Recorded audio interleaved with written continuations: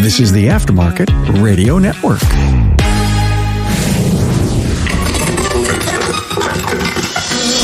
Hey, Carm Capriato, the Aftermarket Podcast guy. Hi, welcome. Hey, don't forget, we have over 1,000, did I say that right? 1,000 episodes to discover and consume on my website, remarkableresults.biz. Just search for a topic you've been thinking about and take the first steps to better yourself and your business. Hey, we're on part 6 of our 7-part series on the entrepreneurial operating system with Barrett, a certified EOS implementer. In this episode, Barry discusses how to systematize your business by building processes. Now, too many owners think they don't have time to document processes, and then they wonder why they can't leave the shop and take a vacation. Hey, guess what? Processes, it can be as simple as a 1-page bullet point list. Keep listening to follow the steps to create consistency in your business. Hey, thanks to NAPA for providing this episode. You know, NAPA Auto Care is so proud to partner with nearly 17,000 independent repair facilities with the goal to help members sell more needed repairs. It's no wonder NAPA Auto Care is the largest banner program. Now, if you'd like to learn more, speak to your NAPA representative today. Hey, if you want to catch up with Barry's previous EOS episodes, just head to my website and binge on them to help you and your business.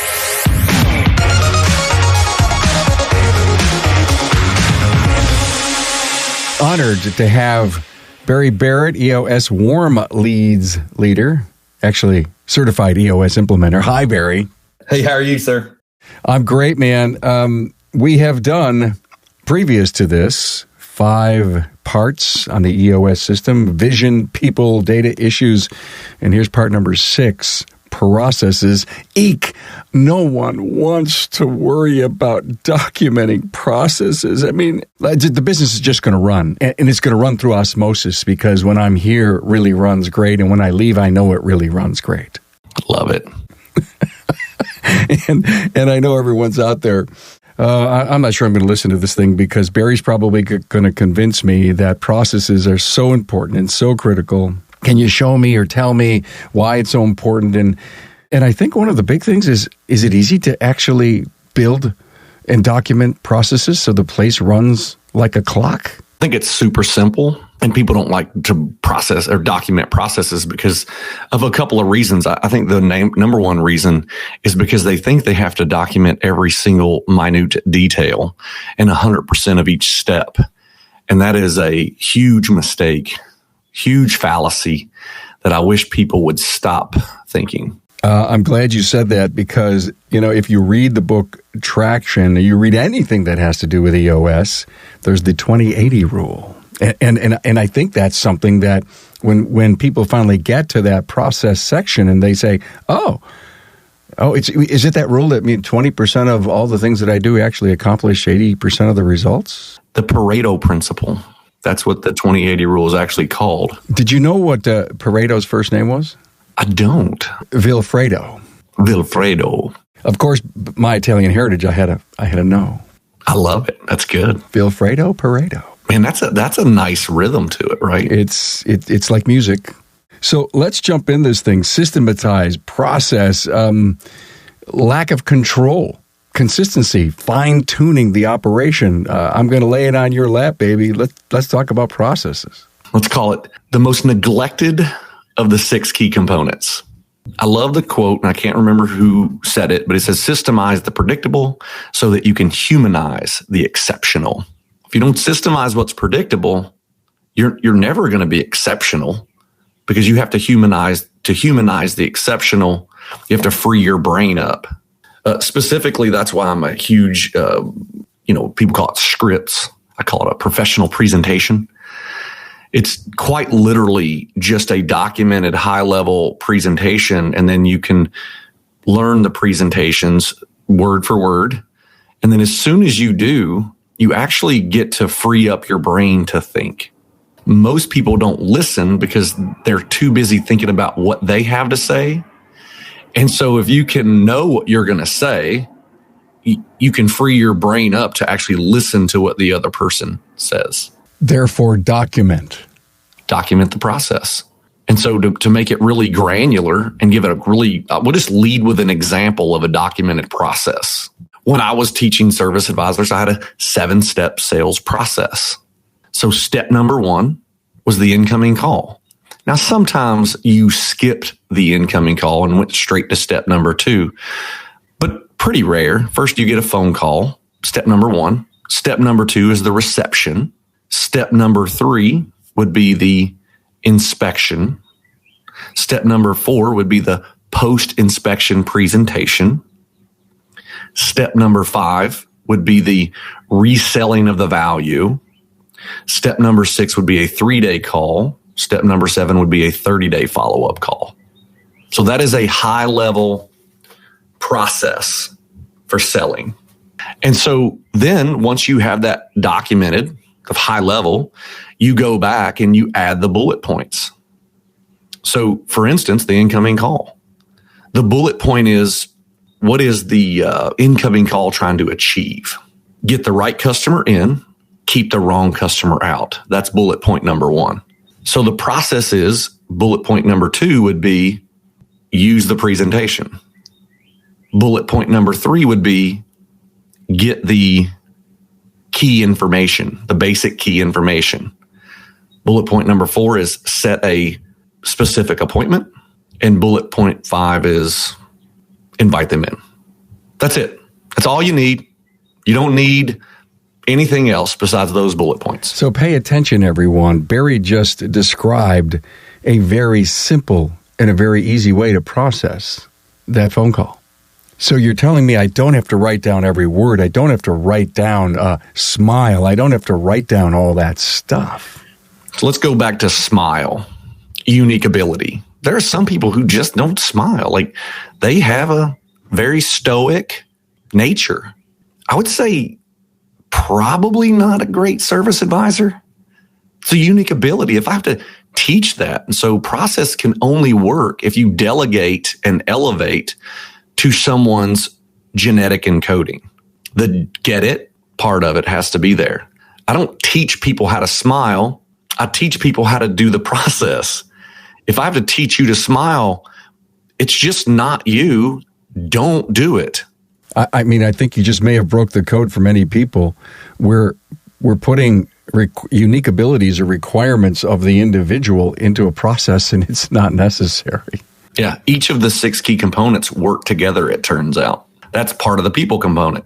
And if you've been following our series along, you get what Barry is talking about. It all links together. It all culminates into one fantastic process, the EOS process. You don't have to go deep, but you've got to have it. Okay, is it all my job as the visionary or the CEO of the company to do all this? Should I assemble the troops? The people who know how to write a process better than anyone is someone who actually does the work. And so it's often asked of me, like, how do you get people to buy in to your process, to work, right? If you want someone to buy in, have them help you create it. Because once they help you create it, they therefore own it. And they have buy-in because they help create it. They're also the most qualified person to write the process. They do it every day. If I were going to ask you if you had 100 steps, which one might be the top 20 steps, what would they be? And I would just get my pen and paper and just listen to them talk and give me the top 20 steps. The idea is smart people who are RPRS, right people, right seat, can fill in the gaps for you without having to follow it. Because if you write a 150-page process, no one's going to read it. So my process fits on one page, no more than 5 pages. I have a great, really well-written technician process that fits on one page, given to me by someone who wrote it, who was great. So I offer this up to the team in whatever different department, the technician team, the service advisor team, even if there's one person in each of those in each of those jobs. When it comes back to me, is it my job to see if, quote, quote, they got it right? Well, it's our job as a leadership team. Remember, everything in EOS revolves around a leadership team. there is no, king on the mountain making all the decisions. There's a leadership team. And so our core processes are, 3 to 7 most important core processes, documented 1 to 5 pages, less is more, 20% documented. And then we put it all together, and that becomes our such and such proven process, the remarkable results proven process. And so you can pass the bus test. We all know what the bus test is, right, Carm? Or do we? I think I do. I mean, is that the one you don't want to get hit by? If you get hit by a bus and you don't have your processes documented, your business is in trouble. So if you have them documented, the truth of it is, like, we all love Carm, and we all love Carm because he's Carm. But the truth of it is, if we have a great written process that Carm follows, then we can find someone with a unique ability, and your family continues to eat. So I've got this 1-page, this 2-page documented process. Do I challenge the group on how they came up with it? Do they really value these? Is it just words on paper? Did this come from your heart? Will they be willing to follow them? Do I ask these kinds of questions once I get this? When I have someone write a process that I respect because they do the work very well, right? It works. We know it works because they do it and it works for them. Once they document it, as a leadership team, we get together and we all read it and make sure it is. We all make changes because they're never perfect when they show up. We pare it down. We discuss it. We IDS it, identify, discuss, and solve the process. Make sure that it's the right one. We agree on that this is the right process for our business, and then we train from there. So in our toolbox, we have a FBA checklist, a followed by all checklist. And so when you go through that checklist, you're going to get the answers that you need to get. Okay. So we always go to the toolbox. There's always a tool that helps us get what we want from our business. And so the FBA checklist, once everything is done, is the tool that we use. Now I see you reaching for the great EOS manual. That is an incredible, incredible book. The leadership manual, I'm going back because our process is to follow my process. So I didn't try to remember all of it. So I we have a 3-step process documenter in the toolbox, which is identify your handful of core processes. Step 2 is to document, favor linear approach. Step 3 is to package, becomes our ABC way of doing things. And then if I turn the page, we have the followed by all checklist: train, measure, lead, manage, and hold everyone accountable. And then we update our core processes. All that is written on one page. And then we have examples of the HR process so people can understand what that looks like. Hey, Carm here, and coming up, find out why the EOS life is something to strive for. Hey, it's Carm here with news about the new NAPA Smart Sign, previously known as the digital menu board. I like to think of it like a silent salesman on a TV near your service desk. It's an easy way for you to increase customer awareness of your current promotions and educate them about needed repairs and service. In other words, having a NAPA Smart Sign will supercharge your sales. NAPA Auto Care tests have shown 1 out of 5 consumers ask for a repair or service they've seen on the board. And targeted promotions resulted in double-digit increases. One auto care shop owner said, "I've received amazing feedback. Customers are actually asking for additional services they see on the screen." Now that's what I call getting results. You choose the content for your NAPA Smart Sign from a library of auto care services and repair topics. The Smart Sign comes with preloaded content. Just about anything you can think of is available, from alternators and alignment to wiper blades and wheel bearings. There are over 150 topics to choose from. Templates can be customized with your location branding for a professional look. Some of the options include customer reviews from Kukui, DemandForce, or MechanicNet, live news, and even the weather. Whatever content you choose, it's preloaded for you. Just as important, it's easy to change your services, prices, and video content anytime you'd like. Plus, the latest NAPA national promotions are downloaded to you automatically.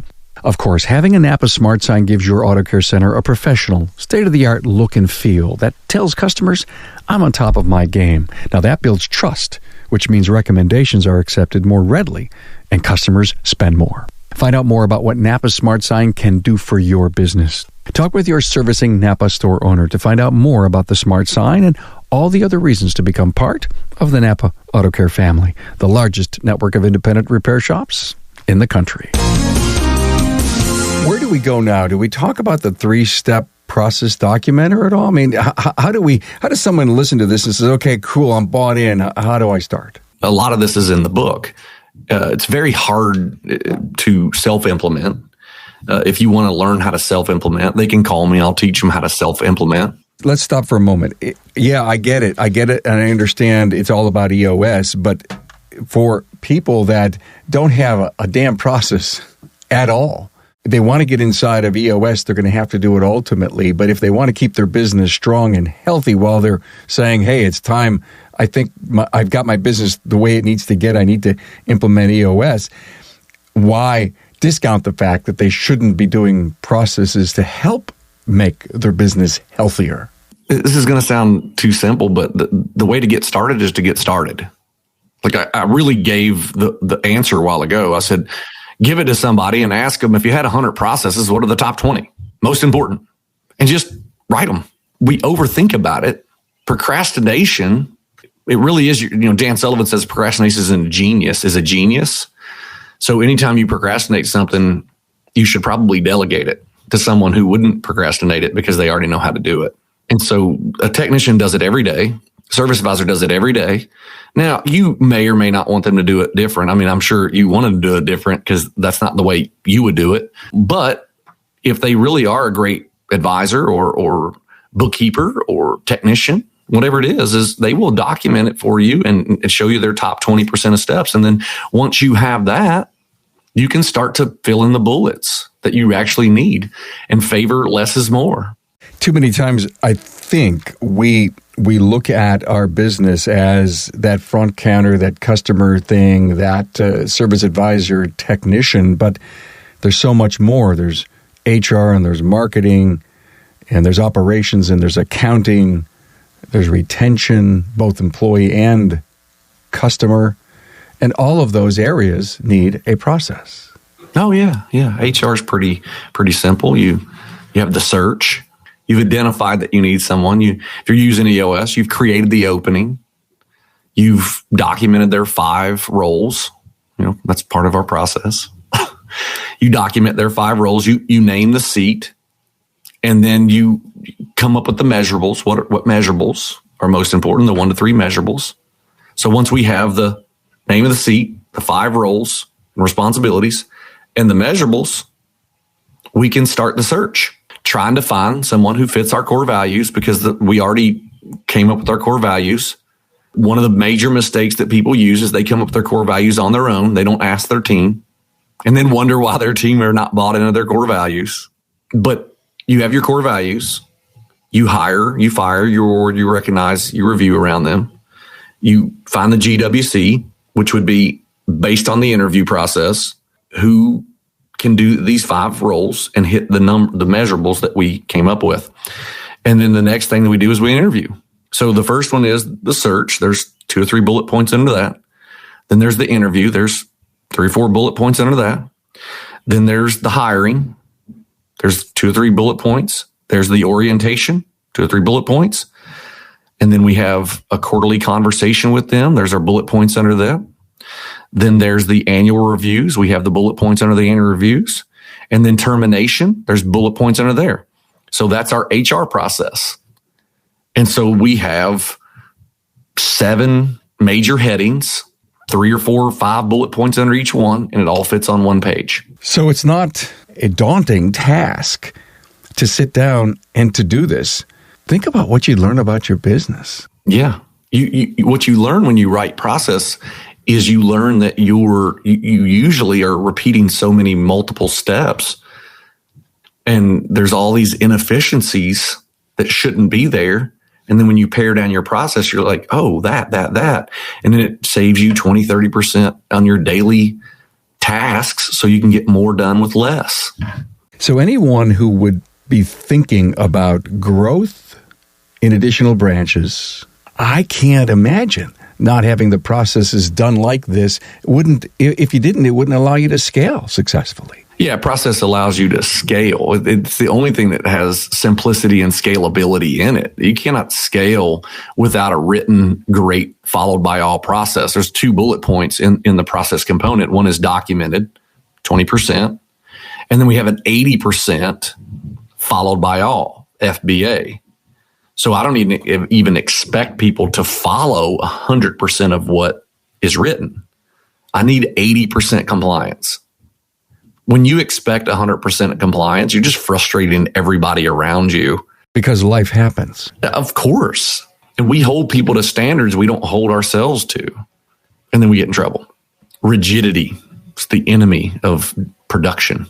You have to have flexibility. That's a Barryism. I love your Barryisms. I just follow the process of EOS. I don't make this stuff up. One of my keys to life is I listen to smart people and I just do what smart people tell me to do. Everybody should follow that Barryism. Really, honest to God, that's so true.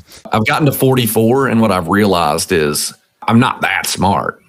And so I've gotten to 44, and I'm like, man, if I'll just follow other people's what they ask me to do, and they're successful, I'm just going to do that, and I'll be successful.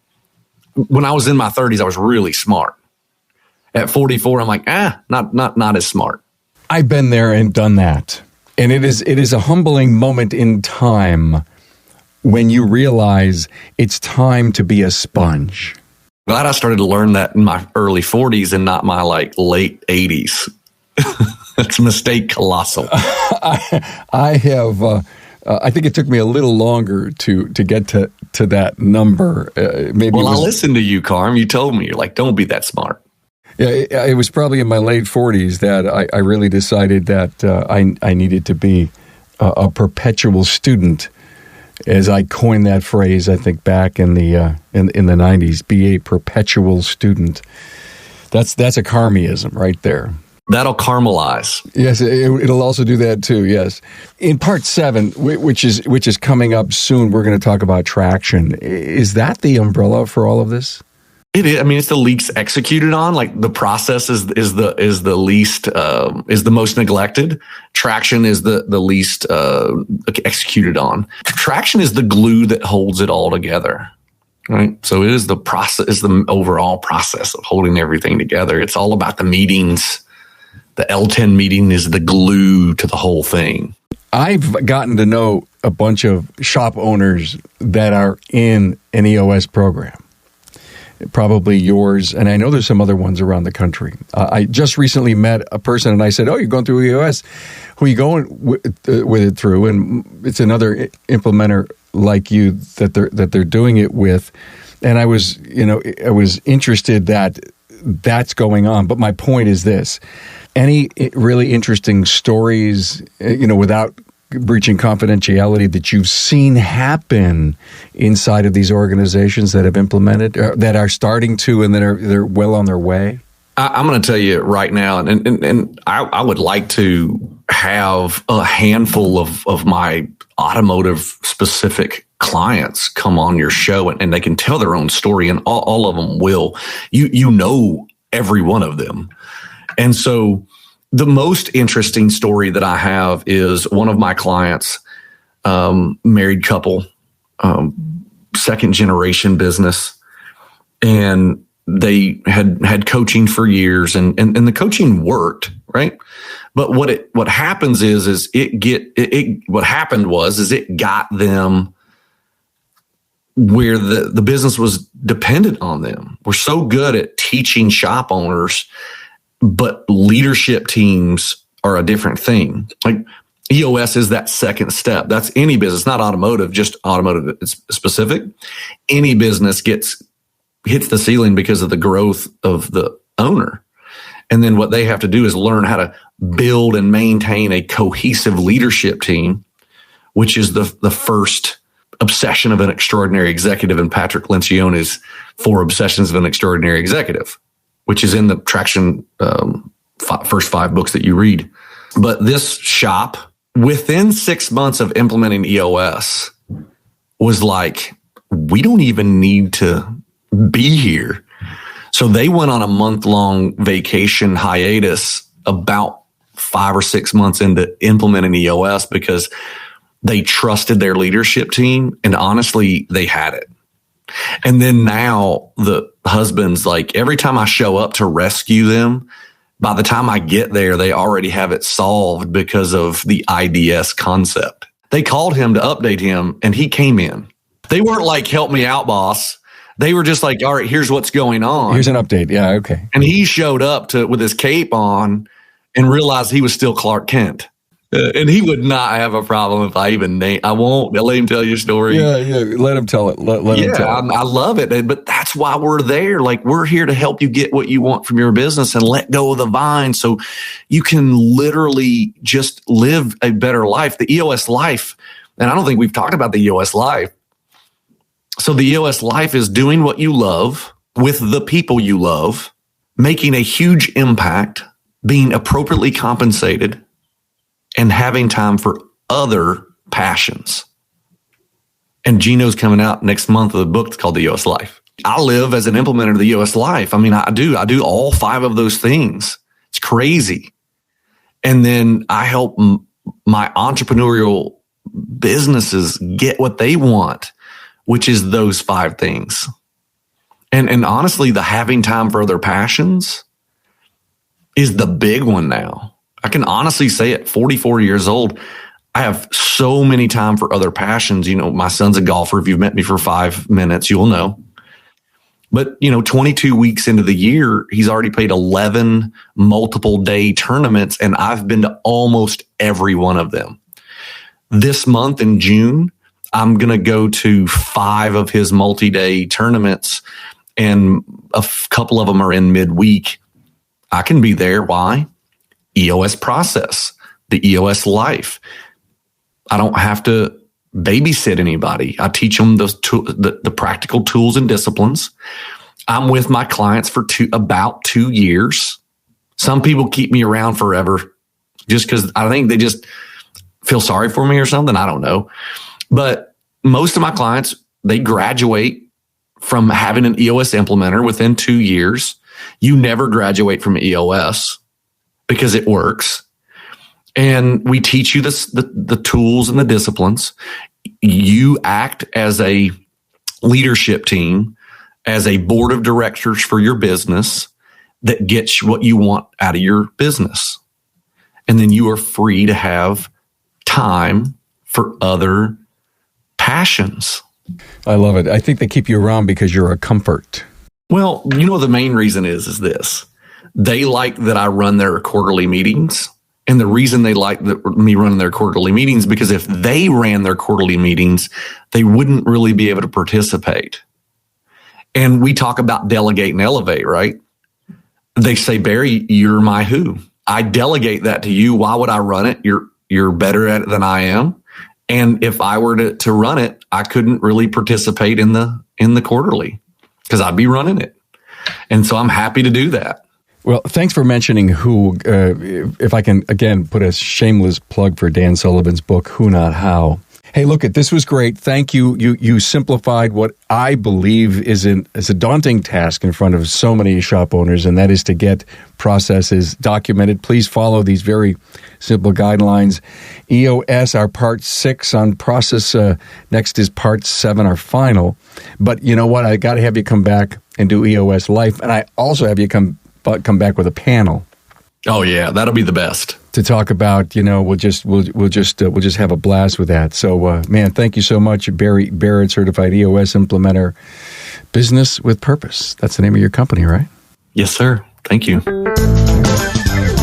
Thanks for being on board to listen and learn from the premier automotive aftermarket podcast. Until next time.